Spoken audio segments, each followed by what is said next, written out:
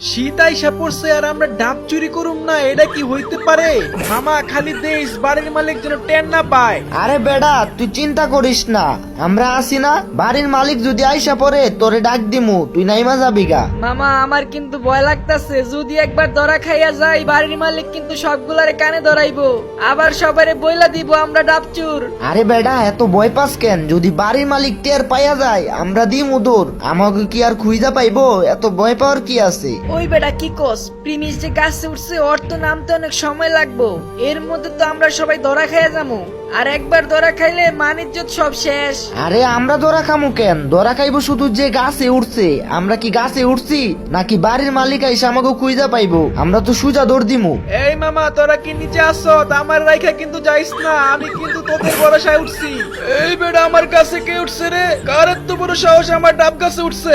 মামা পালা পালা পালা।